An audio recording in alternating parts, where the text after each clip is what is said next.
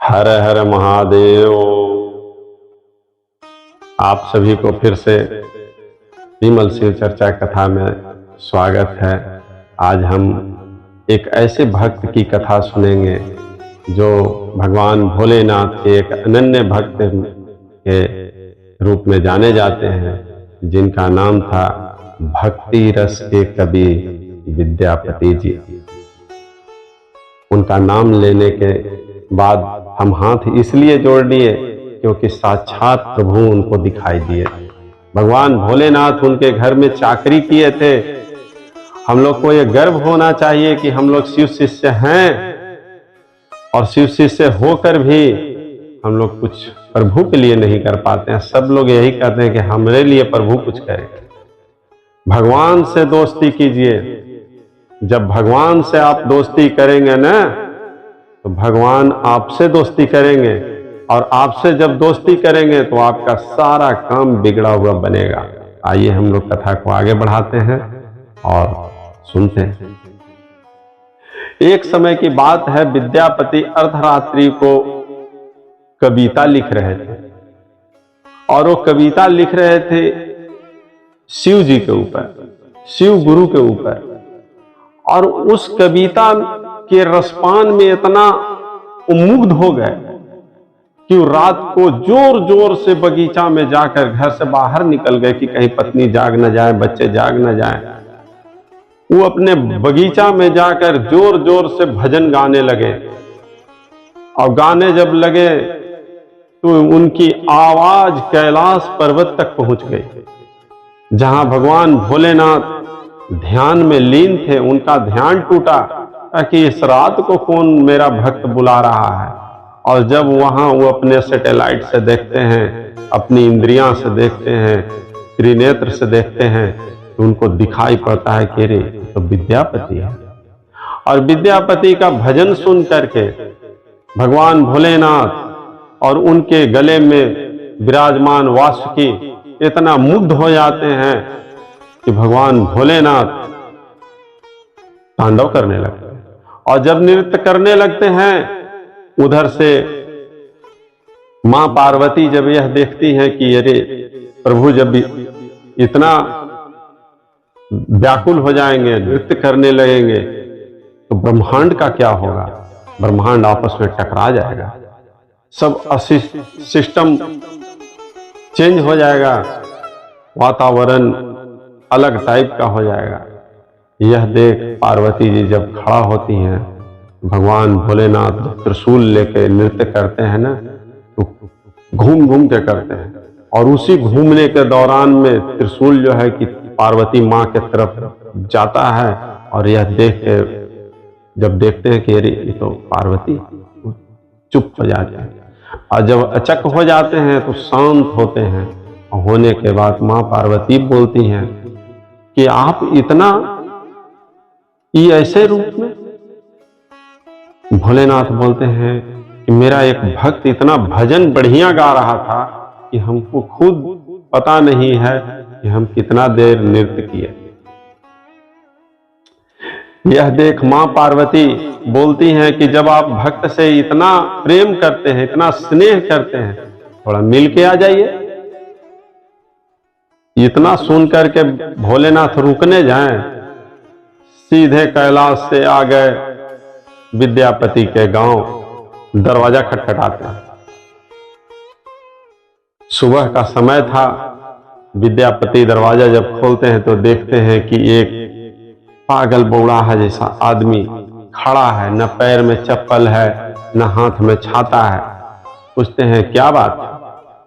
बोलते हैं कि बाबा हमको कोई काम मिल जाता तो 2 जून का भोजन हो जाता। पंडित जी बड़ा चिंता में पड़ते हैं। बोलते हैं कि हम तो अपने गरीबी झेल रहे हैं, हम आपको कहां से भोजन का व्यवस्था करेंगे, बताइए। बोलते हैं कि कैसे भी कीजिए, कहीं है तो कोई काम बताइए, हम बहुत परेशान हैं।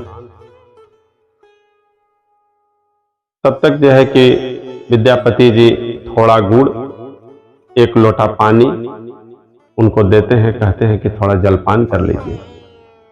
भगवान भोलेनाथ को हम लोग जल चढ़ाने जाते हैं, बताइए। अब भगवान भोलेनाथ उनके यहाँ जल ग्रहण किए खुद, और गुड़ तो उनको सबसे प्रिय है। जितने भक्त लोग होंगे वो जानते होंगे कि भगवान भोलेनाथ को गुड़ और भांग हम लोग भी मल कर चढ़ाते हैं। गुड़ भांग उनका बहुत ही प्रिय भोजन है, हम लोग ये जानते हैं। तो प्रभु गुड़ और पानी पी करके वहीं पर बैठ जाते हैं, और बहुत समझाने के बाद उनकी पत्नी जब बाहर निकलती है तो कहती हैं कि इधर आइए न तनी। विद्यापति जी को किनारे में बुला के बोलती है कि तो लग रहा है कि निःशुल्क वाला है, ये खाली पेटे भाते पर रह जाएगा, काहे न रख लेते हैं। फ्री के नौकर आजकल मिल रहा है, वो हइयो है अपना ही जो नौकरवा, उसका वेतने रोज बढ़ावेला कहता है। जब घर से आता है तो कहता है कि बढ़ाइए 50 रुपया, जब कहता है 50 रुपया। तो उससे बढ़िया है कि ये सही है, ये बड़ी गरजमंद टाइप का लग रहा है। विद्यापति जी भी हुंकारी भर देते हैं, कहते कि ठीक है तब रहो, लेकिन वेतन ना देंगे। भोलेनाथ को तो भजन चाहिए था, भोजन थोड़ी ही ना चाहिए था। भोजन तो पूरी दुनिया को देते हैं। भोलेनाथ कहते हैं कि जो आज्ञा प्रभु, हमको तो भोजन दीजिए और हम जो है कि कभी वेतन का मांग ना करेंगे। एक समय की बात है, विद्यापति को एक राज दरबार से कवि सम्मेलन में निमंत्रण आता है। उस निमंत्रण में विद्यापति जी जा रहे होते हैं, तो जाते समय कहते हैं इनको, महादेव को, इनका नाम था, महादेव अपना नाम बताए थे उगना। बोलते हैं हे उगना, तुम अपने किसी भी कार्य में कमी मत करना, पर्यायन को दिक्कत मत होने देना। समय से लकड़ी, गोईठा, बाग बगीचा का सफाई, और जो है कि गाय को ले जाना, नहाना धोआना, इस सारा प्रक्रिया करना, किसी चीज में कमी मत होने देना। तभी जो है कि उगना बने हुए महादेव बोलते हैं कि हे पंडित जी, आप हमको कहाँ छोड़ के जा रहे हैं? पर्यायन तो हमरा जो दिन भर लड़ते रहते हैं। हम जो है कि सारा लकड़ी गोईठा सब ला देंगे और हम लेकिन आप ही के साथ चलेंगे, इसलिए कि भजन कैसे सुनेंगे? भोजन तो मिल जाएगा, भजन कहाँ मिलेगा? हम मन मन में सोचते हैं महादेव कि हम तो यहाँ भजन सुने आए हैं, हम भोजन करे थोड़ी ना आए हैं। विद्यापति उनकी बातों में आ जाते हैं और तैयार हो जाते हैं कि ठीक है तुम भी चलना। उनकी पत्नी भी बोलती है कि ले जाइए, काहे लाई माथा के जवाल रख ले हैं। 8-8 गो रोटी खाता है, दिन भर 100 ग्राम भांग खा के भंगियाल रहता है। ले जाइए अपन आफत अपने पास रखिए, हम नहीं और कम रोटी बनाएंगे, अपना खाएंगे पिएंगे आराम करेंगे। लकड़ी उकड़ी सब ला दिया है, गोईठा उठा ला दिया है, कोई दिक्कत नहीं है, आप ले जाइए, 2 दिन का तो बात है। तभी विद्यापति और महादेव बने उगना के साथ निकल पड़ते हैं, और जैसे ही वहां से मिथिला से थोड़ा दूर चलने के बाद एक बबूल वन है।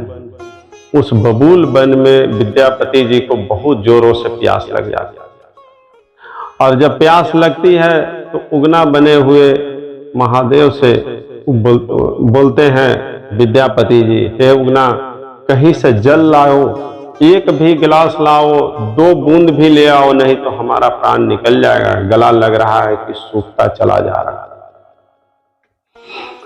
महादेव बने उगना इधर उधर लोटा लेकर के टहलते हैं, लेकिन कहीं जल नहीं मिलता है, क्योंकि गर्मी का मौसम था। बरसात रहे तो कहीं गढ़ा गुजरी में मिल भी जाए, लेकिन ऐसे मिलना असंभव था। और जब नहीं मिलता है, महादेव अपने जटा से लोटा में जल भर लेते हैं, आदेश देते हैं गंगा को, और जल आ जाता है लोटा में, और विद्यापति जी को लाके दे देते हैं। जैसे ही विद्यापति देखते हैं पानी जल, वो अपने मुंह में लगा के जब पीने लगते हैं, तो जब तृप्ति उनकी हो जाती है तो वो स्वाद महसूस करते हैं, अरे ये तो गंगा जल है, क्योंकि विद्यापति जी जहां रहते थे उनके पास में ही गंगा बहा करती थी और ऊपर हमेशा वो गंगा जल ही पिया करते थे। जैसे आज के समय में हम बताते हैं, जो व्यक्ति सदैव पर डे आरओ का पानी पीता है, उसे कभी चापाकल का पानी दे दीजिएगा तुरंत बता देगा कि चापाकल का पानी है या आरओ का पानी है। उसी तरह से वो पकड़ लेते हैं ये तो गंगा जल है, ये गंगा जल आया कहां से यहाँ। बोलते हैं कि उगना ही गंगा जल है, गंगा जल आएगा, तो कहेंगे गंगा जल ना है, ये तो एक झील बह रहा है आगे में, उसी से हम झील से लाए हैं पानी। बोलते हैं कि चलो हमको झील दिखाओ, हम तो रास्ता में आज तक झील न देखे, झरना न देखे, तुम कहां से ले आया। बहुत ढूंढते ढूंढते ढूंढते ढूंढते फिर महादेव बोलते ताल तलैया सलाए वो कुछ भी, लेकिन मिलता कुछ नहीं है। तभी विद्यापति गुस्सा में आ जाते हैं, बोलते हैं कि तू 2 घंटा से हमको चकरिया रहा है। ठीक कहती है पड़ियाई कि तू भांग खा के भंगियाल रहता है, तू बताओ नहीं तो अभी तुमको श्राप दे देंगे और नहीं तो तुम मेरे पास से दूर नजर से हट जाओ। महादेव कुछ देर रुकते हैं, अब बोलते हैं कि विद्यापति जी, पंडित जी आप घबराइए मत, चलिए। कहे कि नहीं, हम जब तक ये जानेंगे नहीं कि पानी कहां से लाया, जल कहां से लाया, तब तक इस बात को तुमको बताना पड़ेगा। महादेव अपने रूप में जब प्रकट होते हैं, विद्यापति देखकर रोने लगते हैं।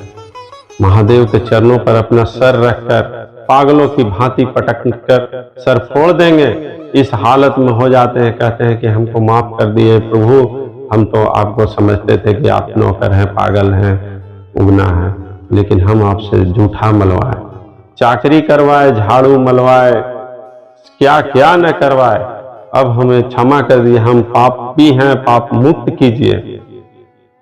भगवान भोलेनाथ कहते हैं कि हम आपको बता देते हैं कि हम आपके यहाँ चाकरी करने नहीं आए थे, हम तो भजन सुनने आए थे। भजन सुनने के चक्कर में इतना सीन खड़ा हो गया, लेकिन आज के बाद किसी को बताइएगा नहीं कि हम भोलेनाथ हैं। आप जो है कि हमको उगना की दृष्टि से ही देखिएगा, उगना के जैसे ही व्यवहार कीजिएगा जैसे पहले किया करते। इतना सुनकर के विद्यापति का दिमाग ऑफ हो जाता है। वो कहते हैं कि अब जो है कि हम जाएंगे नहीं, अब राजा के यहाँ के निमंत्रण कैंसिल, अब चलिए घर। जिसको महादेव मिल गया उसको अब सोचना है। महादेव के कृपा से नंदी विराजमान होते हैं और भगवान भोलेनाथ और विद्यापति जी नंदी पर सवार होकर अपने गांव की ओर रवाना हो जाते हैं। गांव पहुंचते ही नंदी गायब हो जाते हैं और भोलेनाथ जो है कि अपने रूप उगना के रूप में आ जाते हैं और उनके घर में रहने लगते हैं। रात्रि का समय होता है, विद्यापति को रहा नहीं जाता है। विद्यापति उगना के जो कमरा था उसमें पहुंचते हैं और बोलते हैं कि प्रभु थोड़ा सेवा का मौका दिया कीजिए, आप तो जो है कि जो सेवा करना था, जो हमें पाप लगना था तो लग चुका, लेकिन अब तो हमें कुछ पाप धोने का मौका दिया जाए। उगना बने महादेव बोलते हैं कि बताइए क्या कहना है। कहे कि आप यहाँ से उठिए और चलिए अपनी बगीचा। रात को बगीचा ले जा करके महादेव के पैरों को खूब दबाते हैं। जितना सेवा बन सके विद्यापति सेवा करते हैं। तभी उनका एक पगला जो नौकर था पुराना वाला, वो गांव से आ रहा था। रात को लेट हो गया होगा और रात को जब आ रहे थे तो देख लेते हैं कि विद्यापति जो है कि किसी का पैर दबा रहे हैं। वो जाके पत्नी को इन्फॉर्मेशन दे देते हैं कि तो पागल हो गए हैं, ये तो उगना के गोड़ हाथ दबा रहे हैं। तभी उसका बात सुनते हैं, वो आपका बात सुनते नहीं।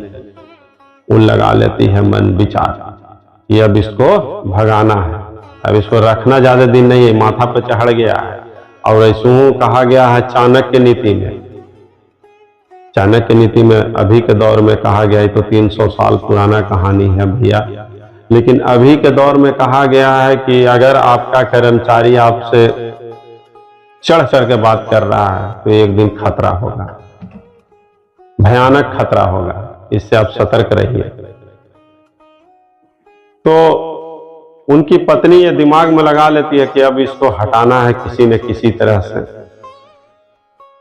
इसके लिए कुछ रास्ता चुनना पड़ेगा। एक दिन विद्यापति जी शाम को पहले बहुत समय पहले शाम को जब संध्या कालीन दीपक जलाया जाया करता था, उसमें कुछ लोग भजन कीर्तन भी करते थे, मंदिर में नहीं तो अपने घरों में। और इसी तरह से विद्यापति जी भी अपने घर में भजन कीर्तन किया करते थे। तो भजन ये गा रहे थे, हारमोनियम बजा रहे थे और सामने उगना बने हुए महादेव बैठ करके सुन रहे थे, उनके भक्ति रस का आनंद ले रहे थे। तभी पीछे से उनकी पत्नी आवाज देती है, विद्यापति की पत्नी आवाज देती है, ए उगना लकड़ी लेके आओ। क्योंकि खाना जो बनाती थी वो पहले लोग लकड़ी पर बनाते थे, वो लकड़ी जल रहा था तो लकड़ी खत्म हो गया था, जलते जलते छोटा हो गया था, तो लकड़ी मंगा रही। और यहाँ जो है कि महादेव बने उगना आंख बंद करके भजन में लिप्त थे, और ये लिप्त की स्थिति में वो सुन नहीं पाए। तभी जो है कि उनकी पत्नी गुस्सा में आकर के चूल्हा से जलते हुए लकड़ी को निकालती है और उगना पर चला देती। जैसे ही पहुंचना था ही उगना के पीठ पर, महादेव के पीठ पर पहुंचना ही था कि विद्यापति सामने खड़े थे ना, उस तरफ का सीन था, उस तरफ उनकी पत्नी थी, इस तरफ महादेव जी का मुंह था। तो जैसे ही विद्यापति उठते हैं और कहते हैं कि महादेव पर प्रहार, इतना कहते ही महादेव वहां से गायब हो जाते हैं। क्योंकि वो तो वादा किए थे कि आज के बाद कभी भी अगर किसी को भी मेरे विषय में बता दिए तो हम उसी दिन चले जाएंगे। विद्यापति जी ढूंढने लगते हैं महादेव के कि गए कहां, लेकिन जब महादेव भागे थे, उनके घर से गायब हुए थे, तो जिधर से वो गए थे वहां पर सिंदूर का निशान आ गया, सिंदूर गिरा हुआ पैर के निशान आया, और वो निशान गांव के बाहर एक पैन तक के जाके खत्म हो गया। और विद्यापति रोते चिल्लाते महादेव महादेव चिल्लाते हुए एकदम पैन तक चल जाते हैं, और वहां जा करके कीचड़ से भरा हुआ पैन में गिर जाते हैं और लौटने छटपटाने लगते हैं कि जो हमसे गलती हुआ उसको माफ कीजिए, हमको अपने साथ ले चलिए प्रभु, अब हम नहीं इस दुनिया में रहेंगे। लेकिन महादेव तो अब चल गए वहां कैलाश, अब कहां। इस स्थिति 2 दिन 3 दिन रात दिन वो चिल्लाते फिरते रहे, उनको लोग पागल करार दे दिया कि तो पागल हो गए, पगला गए। महादेव कह रहे हैं उगना, बताइए इनका दिमागे करेक्ट हो गया, 3-4 दिन से ही गड़बड़ाया है। पहले ही उसका गोड़ दबा रहे थे, उनका कहने तो भाग गया और सिंदूर उंदूर गिरा दिया है, अभी जो है कि अब गड़बड़ा गए इतना कि अब ओकरा महादेव समझ गए। महादेव महादेव जब चिल्लाने लगते हैं तो एक दिन रात को एक नहर के तीर पर एक औघड़ जैसा रूप लिए हुए एक व्यक्ति दिखाई देता है, और वो पूछता है कि किसको खोज रहे हो। तो ये बोलते हैं विद्यापति जी कि हम उगना को खोज रहे हैं, तुमने देखा है उगना को? तो बोलते हैं कि हाँ वही उगना ना जो बिना चप्पल और छाता के चलता है, हाँ हाँ हाँ वही उगना। अरे तो वो तो बबूल वन में है। विद्यापति जी को याद आ जाता है कि वो बबूल वन में ही महादेव हमको दर्शन दिए थे, और जिस स्थान पर दिए थे वहां जब पहुंच जाते हैं विद्यापति जी, और वो जो चरण का निशान उनका होता है वहीं पर वो छटपटाने लगते हैं और बहुत रोते हैं। लेकिन भक्त को जो है कि वो ज्यादा कष्ट नहीं देते हैं ना महादेव, प्रकट हो जाते हैं, बोलते हैं कि आप यहाँ इतना हमको मतलब याद किए कि हमारा आत्मा ही नहीं काम किया कि हम आपको दर्शन न दें। अब बताइए करना क्या है? कहे कि प्रभु अब कुछ नहीं करना है, अब हम ही नहीं कहेंगे कि आप उगना बनिए, मेरे यहाँ चलिए, आप हमको ले चलिए। महादेव बहुत समझाते हैं, उनको गले से लगा लेते हैं, उनको शांत करते हैं और बोलते हैं कि जिस धरती पर किसी भी जीव जंतु को जितना दिन का आयु लिखा हुआ है उसे कोई नहीं टाल सकता, उसको रहना ही रहना है। हम भी नहीं ले जा सकते, आपको रहना है, आप रहिए। लेकिन विद्यापति रोते चिल्लाते बोलते हैं कि हम रहें तो किसके सहारे रहें? कोई तो सहारा होना चाहिए। आप जब तक थे तब तक समय का पता न चला। दुख का समय बहुत भारी होता है और सुख का समय पता नहीं चलता है कि दिन कब हुआ और रात कब हुआ। आप बड़े बड़े लोगों से पूछे, आज तो पता नहीं चला कि दिन कब कट गया। लेकिन जो गरीब आदमी होता है वो शाम होते ही डर लगता है उसको कि शाम का व्यवस्था क्या होगा। उसी तरह से विद्यापति जब रोने चिल्लाने लगते हैं, कहते कि अब हम रहें तो किसके सहारे रहें? महादेव कहते हैं कि ये लो शिवलिंग, इसी के सहारे तुम उभरो जितना दिन रहना हो। विद्यापति द्वारा स्थापित शिवलिंग है जिसका नाम हम बताए थे कि बताएंगे, जिसका नाम है उगना महादेव। आप नेट पर भी सर्च मारिएगा उगना महादेव का नाम से, वो आज भी बहुत विख्यात है। बहुत वहां जाइए, पुण्य प्राप्त होगा। इसी के साथ भक्तों हम जो है कि कथा को विराम देते हैं, अगले कथा में फिर मिलेंगे। तब तक के लिए हर हर महादेव।